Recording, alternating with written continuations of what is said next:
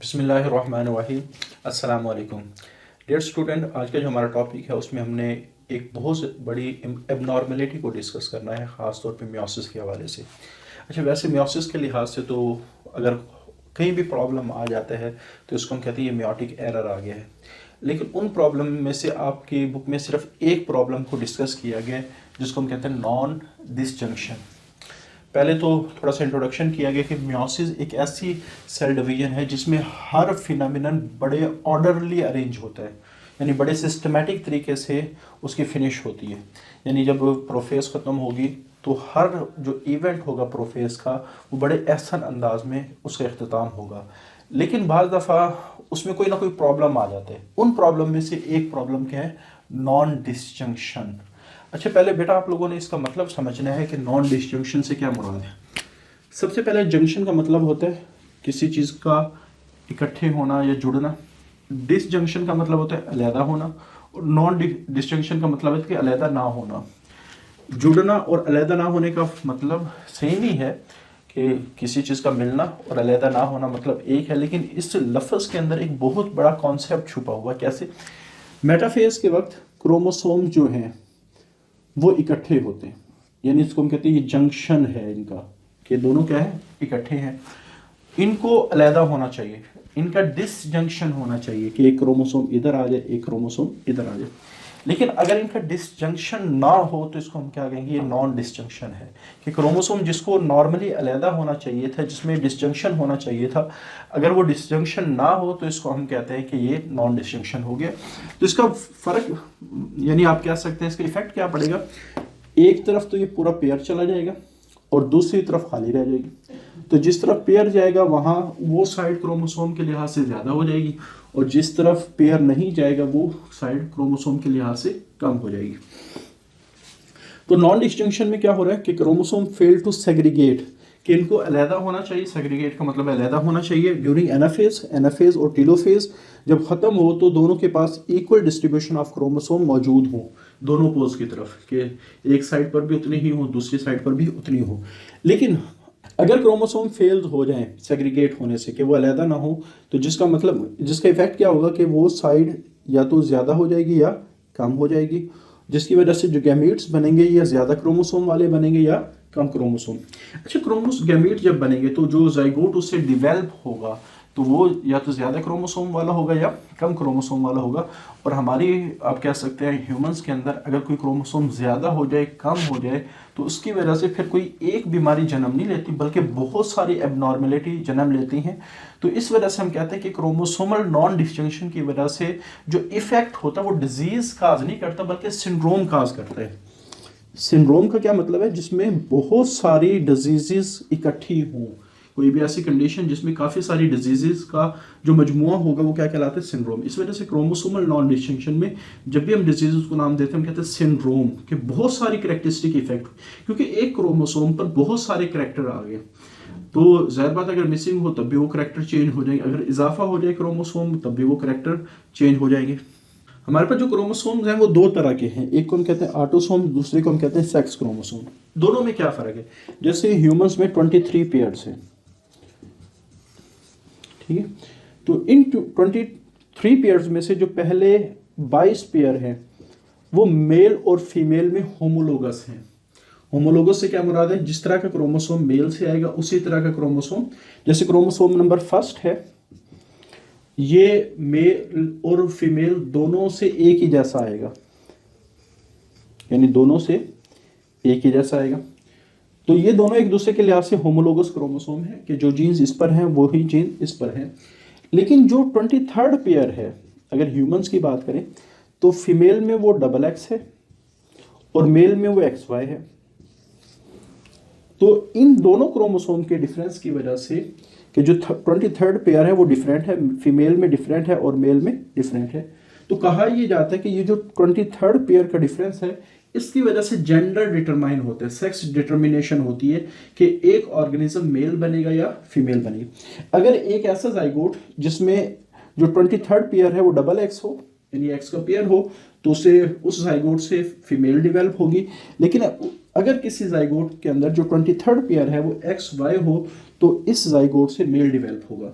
तो जो बाकी 22 पेयर हैं जो मेल और फीमेल में एक जैसे होते हैं उनको हम कहते हैं ऑटोसोम्स, और जो 23rd पेयर है जिसका मेल और फीमेल में डिफरेंस मौजूद है तो उसको हम कहते हैं सेक्स क्रोमोसोम। इनको सेक्स क्रोमोसोम क्यों कहा जाता है? क्योंकि इन्होंने सेक्स को डिटरमाइन करना है या जेंडर को डिटरमाइन करना है, इस चीज़ को स्पेसिफाई करना है कि जो बनने वाला जाइगोट है जो इंडिविजुअल में डिवेल्प होगा उस इंडिविजुअल में मेल कैरेक्टरिस्टिक होंगी या फीमेल कैरेक्टरिस्टिक होंगी। अच्छा, अब थोड़ा सा हम बात करते हैं नॉन डिस्टिंक्शन के हवाले से। वैसे तो ह्यूमंस की बात करें तो 23 पेयर्स ह्यूमंस के अंदर होते हैं, लेकिन हम सिर्फ एक पेयर को लेके बात को समझते हैं, फिर ये जो कॉन्सेप्ट है आप किसी भी पेयर पर अप्लाई कर सकते हैं। अच्छा, यहाँ एक जो बहुत ही इंपॉर्टेंट बात कि जिस वक्त हम नॉन डिस्टिंक्शन की बात करते हैं तो सारे क्रोमोसोम में नॉन डिस्टिंक्शन नहीं होता, किसी एक पेयर में नॉन डिस्टिंक्शन हो रहा होता है, और उस एक पेयर के नॉन डिस्टिंक्शन की वजह से उसको हम स्पेसिफिक डिजीज़ का नाम या स्पेसिफिक सिंड्रोम का नाम देते हैं। जैसे अगर 13 नंबर पेयर के अंदर हो तो उसका डिफरेंट नाम है, 21st में हो उसका डिफरेंट नाम है, 18 में हो उसका डिफरेंट नाम है, अगर XX में प्रॉब्लम हो उसका डिफरेंट नाम है, अगर YY का प्रॉब्लम हो उसका डिफरेंट नाम है, अगर सपोज XY का प्रॉब्लम हो उसका डिफरेंट नाम है। क्लियर? तो सबसे पहले हम सिर्फ एक पेयर को देख के फिर थोड़ा सा डिस्टिंक्शन की हम बात करेंगे। सबसे पहले मैं कहता हूँ एक फीमेल में गैमीट की प्रोडक्शन होती है कैसे? सपोज मैं कहता हूँ कि हमारे पास फीमेल के अंदर वैसे एक्स क्रोमोसोम की ये शेप नहीं होती, लेकिन हम इसकी ये शेप बना देते ताकि आप लोगों के लिए आसानी हो। तो एक क्रोमोसोम, इसके 2 क्रोमेटिड्स हैं, इसको हम नाम दे देते हैं XX का। तो ये जो वैल्यू मैंने दी है ये X वैल्यू दी है क्रोमेटिड को। तो आपको पता है कि एक क्रोमोसोम में 2 क्रोमेटिड होते हैं जब सेल डिवाइड होने लगता है। अच्छा, दूसरा आप कह सकते हैं, सपोज मैं कहता हूँ ये मदर का क्रोमोसोम है, दूसरा क्रोमोसोम वो है जो उस फीमेल में फादर की तरफ से आया है, ये भी XX है, ये भी है XX। तो ये जो X वैल्यू मैंने दी है ये क्रोमेटिड को दी है, यानी ये X क्रोमोसोम है और इसके अंदर आगे 2 क्रोमेटिड है जिनको हमने XX कहा और जिसको हमने XX कहा। इस वजह से सिर्फ मैं यहां जब सेल ड्रा करता हूं तो XX का मतलब है कि हमारे पास ये पेयर है और इस ग्रीन XX का मतलब ये है कि ये वाला क्रोमोसोम। क्लियर? ये मैंने सिंपल इसको X क्यों लिखा ताकि आप लोगों को समझना क्या हो, आसान हो। अब ये एक पेयर है और दोनों पेयर के मेंबर डुप्लीकेटेड है, तो जब ये मियोसिस होगी तो सबसे पहले तो क्रोमोसोम सेपरेट होते हैं, यानी एक क्रोमोसोम आ जाएगा इधर और दूसरा क्रोमोसोम आ जाएगा इधर। क्लियर? अच्छा, उसके बाद फिर क्रोमेटिड सेपरेट होते हैं, X X और X X। क्लियर? तो हमारे पास ये नॉर्मल सेपरेशन है कि एक पेयर में पहले क्रोमोसोम अलग हुए जिसको हमने रिडक्शन डिवीजन कहा, अब क्या अलग हुए, क्रोमेटिड्स अलग हुए। क्लियर? तो जो जितने क्रोमोसोम यहाँ है उतने ही यहाँ है, लेकिन फर्क ये है कि यहाँ हर क्रोमोसोम में 2 क्रोमेटिड है और यहाँ हर क्रोमोसोम में 1 क्रोमेटिड है। क्लियर? तो इसका मतलब ये हुआ कि जब नॉर्मली गैमीट्स बनते हैं तो एक क्रोमोसोम तो ये है। अच्छा, मैं कहता हूँ कि जो बाकी ऑटोसोम्स हैं वो एज इट इज मैं लिख देता हूँ कि एक क्रोमोसोम ये है, 22 आप कह सकते हैं क्रोमोसोम इसके पास, वैसे हर पेयर इसी तरह सेपरेट होके आ रहा है। तो इस गैमेट में टोटल कितने क्रोमोसोम हो जाएंगे, 23। क्लियर? तो ये तो नॉर्मल है कि एक 23 वाला गैमेट इंसान में बन रहा है, लेकिन बाज दफा क्या होता है कि अगर सपोज ये यहां से स्टार्ट करते हैं हम बात के बजाय ये दोनों क्रोमेटिड अलग होने के, ये दोनों क्रोमेटिड इसमें आ जाते हैं। अगर एक X हो तो 22 के साथ ऐड करेंगे 23, अगर डबल X हो जाए तो यहाँ कितने हो जाएंगे, 24 हो जाएंगे, 24। अच्छा, उसके बाद अगर सपोज के बजाय ये सारे पेयर अलग होने के ये सारे के सारे इसमें आ गए। क्लियर? लेकिन बाई चांस जब अगली सेल डिवीजन हुई तो एक मेंबर यहां चला गया और 3 मेंबर यहां आ गए। अगर एक था तो 23 बने, 2 थे तो 24 बने, अगर 3 हो गए तो 25 बन जाएंगे। अगर ये सारे इसमें आ जाएं तो 26 भी पॉसिबल है। यानी यहाँ गैमीट 24 वाला भी बन सकता है, 25 वाला भी बन सकता है, 26 वाला भी बन सकता है, नॉन डिस्जंक्शन की वजह से। क्लियर? सपोज मैं कहता हूं कि नॉर्मल जो गैमीट है उसमें एक्स होता है, लेकिन यहां से जब एबनॉर्मल गैमीट आया 22, ऑटोसोम की हम बात नहीं करते, वो हमने नॉर्मल उनकी सेपरेशन रखी है, लेकिन यहां से 2 गैमीट आ गए यानी 24 आ गए। तो जब ये सेल डिवाइड करेगा, वैसे तो नॉर्मली दोनों की फर्टिलाइजेशन से एक्स पेयर बनना चाहिए था और 22 के 2 पेयर बनने चाहिए, यानी 44 ये 2 ये, टोटल हमारे पास कितने हो जाते? 46 हो जाते। लेकिन अब क्या हुआ कि यहाँ डबल आप कह सकते हैं एक्स आ गया है, तो जब ये सेल मिलेगा तो 44 तो ऑटोसोम हो जाएंगे, लेकिन यहाँ एक्स पेयर की बजाय ट्रिपल एक्स हो जाएगा। कौन सी कंडीशन हो जाएगी? ट्रिपल एक्स,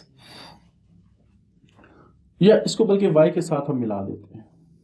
नॉर्मली जब y वाला गैमेट x के साथ, ये एक्स वाई एक नॉर्मल गैमेट है, यहाँ 44 ये 2 ये है, तो टोटल हमारे पास कितने हो जाएंगे? 46 हो जाएंगे। लेकिन यहाँ एबनॉर्मली 2 एक्स क्रोमोसोम आ गए, y ये, तो y के साथ जब ये गैमेट मिलेगा तो डबल एक्स बन जाएंगे, तो 44 और 3 ये 47 वाला गैमेट बन जाएगा। लेकिन अगर ये यहाँ 3 मेंबर आ जाते हैं x के, तो जब ये y के साथ फर्टिलाइज करेगा तो यहाँ y के साथ नॉर्मली 1 x होना चाहिए था, लेकिन 2 x एक्स्ट्रा आ गए, तो 44 ये है और उसके साथ 46 और 2 ये एक्स्ट्रा, तो ये 48 वाला बन जाएगा। इसके साथ अगर चारों यहाँ आ जाते हैं तो हमारे पास फिर 49 वाला जाइगोट बनेगा। क्लियर? तो इस तरह हमारे पास जो गैमीट्स हैं उनमें क्रोमोसोम की तादाद अगर सारे के सारे एक तरफ आ जाए तो 49 वाला भी गैमीट बन सकता है, अगर ये एबनॉर्मल गैमीट नॉर्मल के साथ क्या करे? फर्टिलाइजेशन करे। तो इसी तरह ये तो हमने सिर्फ एक्स और वाई क्रोमोसोम की बात की है। ये जो नॉन डिस्जंक्शन है ये किसी भी जगह हो सकती है, कि जो हमारे पास जैसे 21 पेयर में हो सकती है, 18 पेयर में भी हो सकती है, 13 पेयर में भी हो सकती है। ये वो टर्म्स हैं जो आपकी बुक में मेंशन की गई हैं। ये वाई में भी हो सकती है, ये एक्स में भी हो सकती है, व्हाट्सएवर, यानी कहीं भी आप कह सकते हैं ये प्रॉब्लम आ सकता है, जिसकी वजह से जो गैमीट हैं वो या तो ज्यादा नंबर वाले बन सकते हैं या कम नंबर वाले बन सकते हैं। तो इसी तरह जिस वक्त हम डाउन सिंड्रोम की बात करें, ये ऑटोसोमल डिजीज है, क्योंकि इसमें एक्स और वाई इफेक्टेड नहीं होते, बल्कि जो 21st क्रोमोसोम, क्योंकि हमने कहा पहले 1 से लेके 22 तक है ऑटोसोम, जो 23rd पेयर है वो आप कह सकते हैं सेक्स क्रोमोसोम में आते हैं। तो डाउन सिंड्रोम या मंगोलिज्म, तो ये वो आप कह सकते हैं कंडीशन है जिसमें 21st जो ऑटोसोमल डिजीज है। तो डेफिनेशन हमारे पास यहाँ consequence of autosomal non distinction, तो ये बीमारी होती है कि जब ऑटोसोम में नॉन डिस्टिंक्शन होता है उसका नतीजा, कंसिक्वेंस कहते हैं नतीजे को। और ऑटोसोम कौन सा होता है? 21st pair.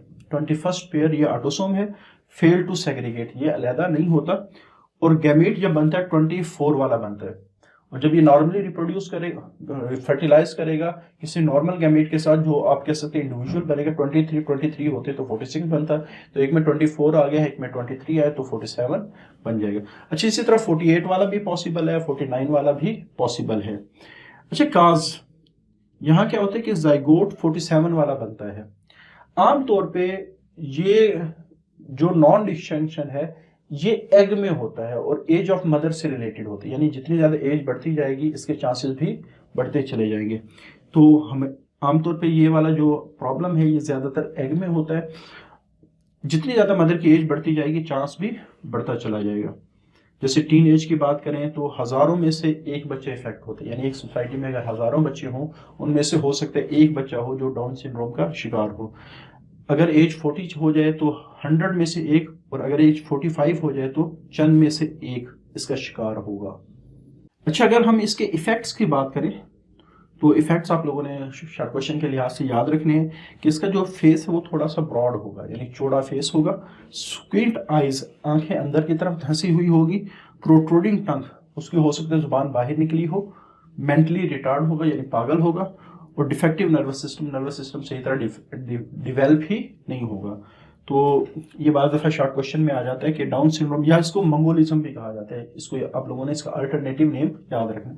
अच्छा, लाइन फिल्टर सिंड्रोम में क्या होता है, नंबर ऑफ एक्स क्रोमोसोम ज़्यादा हो जाते हैं, नंबर ऑफ एक्स क्रोमोसोम, यानी यहाँ जैसे मैंने ड्रा किया कि वाई के साथ एक एक्स होना चाहिए था, वाई के साथ 2 एक्स भी हो सकते हैं, 3 एक्स भी हो, 4 एक्स भी हो सकते हैं, लेकिन नॉर्मली एक एक्स से ज़्यादा एक एक्स होता है, यानी 47 वाला जाइगोट भी बन सकता है 40, और जिस जाइगोट में वाई आ जाए वो हमेशा मेल जाइगोट बनेगा।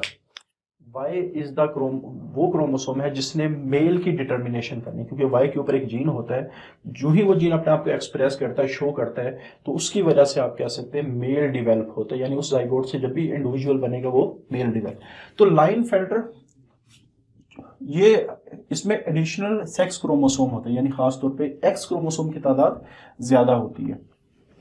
तो फिनोटाइपिकली मेल के बजाहिर ये मेल होते हैं, लेकिन जो इनकी जो ब्रेस्ट है वो उभरी हुई होती है, ठीक है। टेंडेंसी टू टॉलनेस, इनका कद थोड़ा सा ज्यादा होता है। स्मॉल टेस्टिस, गोनेड्स छोटे होंगे। नो स्पर्म एट एजैकुलेशन, यानी जब इनको डिस्चार्ज होगा तो कोई स्पर्म नहीं निकलेंगे, क्योंकि जो इनके टेस्टिस है वो प्रॉपरली डेवलप नहीं होते, यानी गैमीट प्रोडक्शन इनकी नहीं होगी।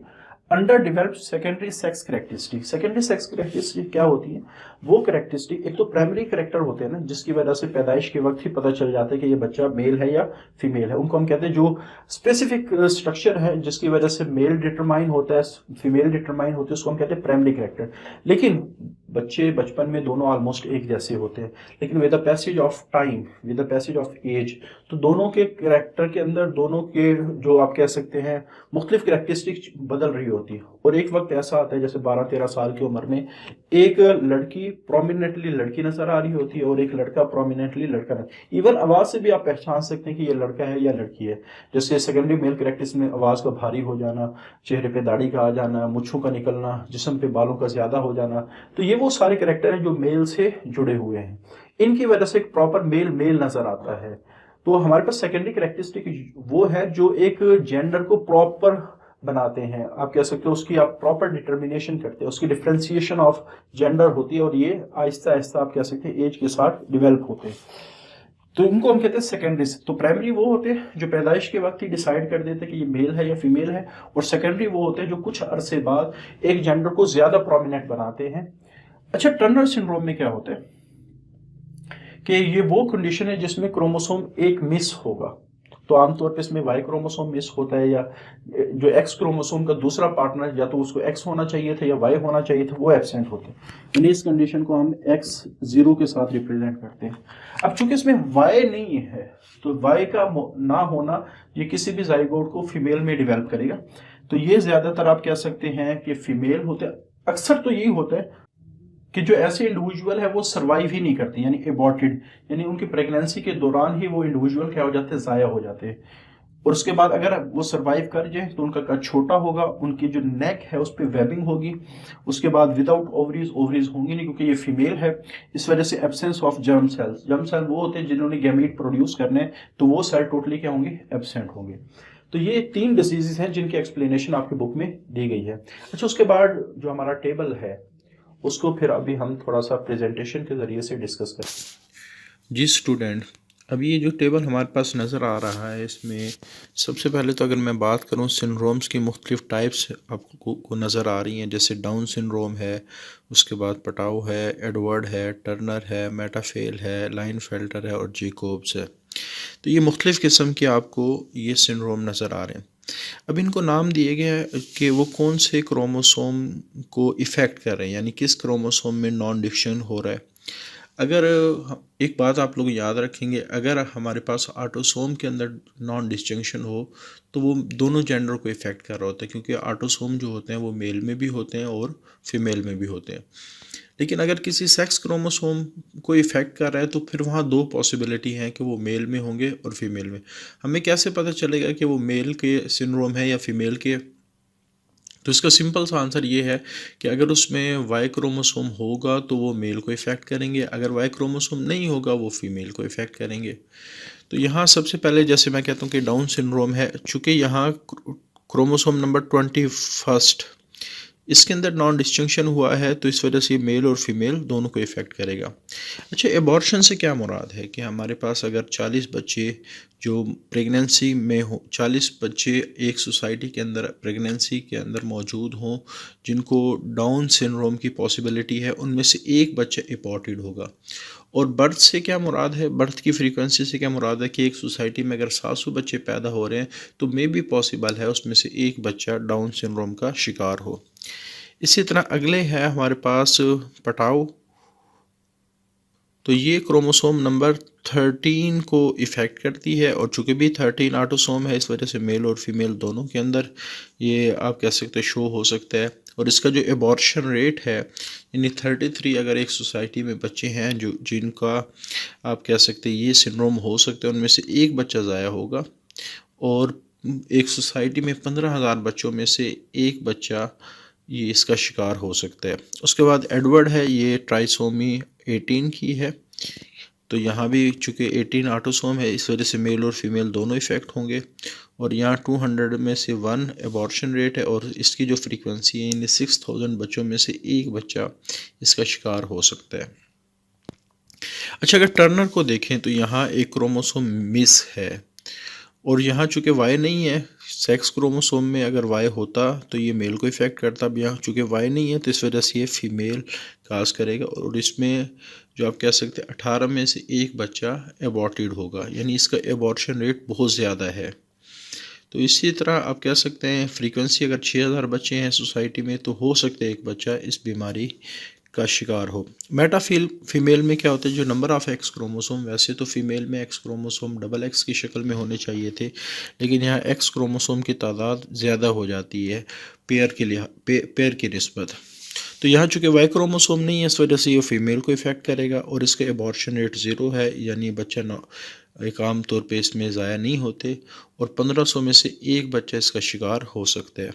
अच्छा, लाइन फ़िल्टर, तो यहाँ लाइन फ़िल्टर में अगर देखें तो वैसे नॉर्मली एक्स वाई होना चाहिए, तो यहाँ नंबर ऑफ़ एक्स क्रोमोसोम ज़्यादा हो गए, लेकिन चूँकि इसमें वाई क्रोमोसोम भी मौजूद है इस वजह से मेल को इफ़ेक्ट करेगा। एबॉर्शन रेट इसका आप कह सकते हैं 0 है, और 1500 में से एक बच्चा इसका शिकार होगा जो एक सोसाइटी में पैदा हो रहे हैं। उसके बाद जैकोब्स की बात करें, यहाँ वाई क्रोमोसोम की तादाद में इजाफा है, चूँकि वाई आ गया तो मेल को इफ़ेक्ट करेगा। उसके बाद इसका इतना ज़्यादा आइडिया नहीं है, इसकी कोई कैलकुलेशन नहीं की गई आपकी बुक में। और बर्थ की अगर हम बात करें तो 1000 में से एक बच्चा इसका शिकार होगा। तो ये हमारे पास टेबल है, एमसीक्यूज़ के हवाले से भी इम्पॉर्टेंट है, और आप कह सकते हैं बाज़ दफ़ा ज़्यादातर ये वैसे एमसीक्यूज़ के हवाले से है। हाँ, शॉर्ट क्वेश्चन में बाज़ दफ़ा ये आ जाता है कि write down the names of autosomal non disjunctions, या फिर आ सकते हैं write down the names of disease caused by the sex chromosomal non disjunction. तो इस तरह के क्वेश्चन बाज़ औक़ात बना देते हैं। बहरहाल इस टेबल को आपने एमसीक्यूज़ के हवाले से अच्छी तरह तैयार करना है। तो ये हमारा आज का लेक्चर है। इसके बाद हमारे पास एक लेक्चर रह गया जिसको हम कहते हैं सेल डेथ, वो इंशाल्लाह अगले लेक्चर में डिस्कस करेंगे। आज के लिए इतना ही। अल्लाह हाफिज़।